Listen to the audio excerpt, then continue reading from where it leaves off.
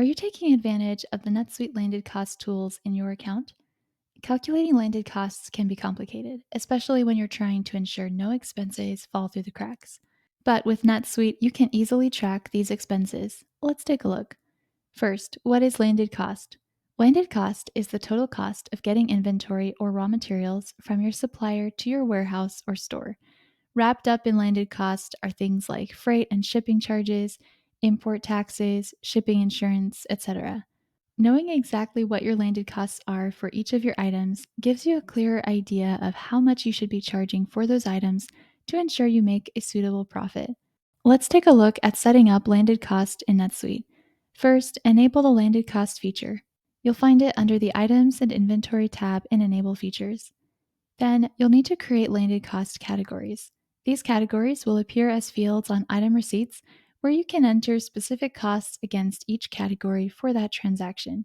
You'll only need to create the categories that are relevant to your business, but common categories would be things like taxes, import fees, etc. To create a landed cost category, navigate to Setup, Accounting, Setup Tasks, Accounting Lists, New. From the list, select Cost Category. Here, name the category something like Landed Cost, Freight Cost, and select Landed as the cost type. You'll also need to select the expense account that will be used for these types of costs. How would you configure item records for landed cost? Navigate to an item record that will need associated landed costs.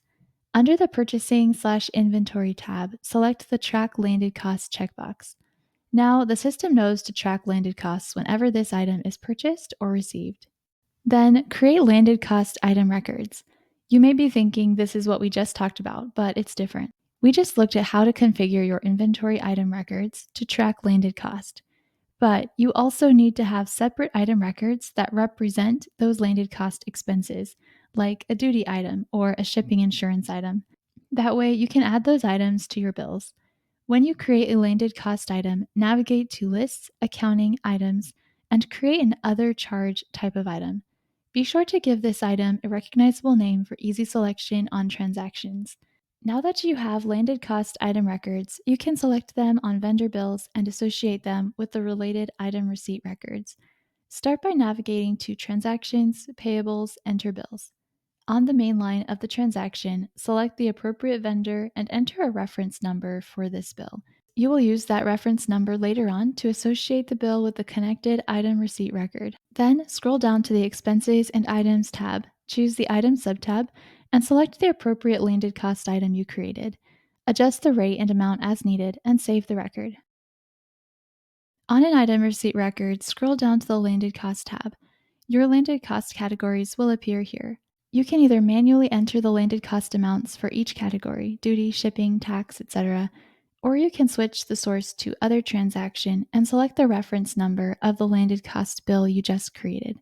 Now, your item expenses and the related landing costs are connected. Using the NetSuite Landed Cost feature helps you track and manage all your landed costs. Thanks for watching. If you enjoyed this video, let us know by hitting the like button. And to learn more about how SuiteRep can help you with all of your NetSuite needs, visit us at SuiteRep.com.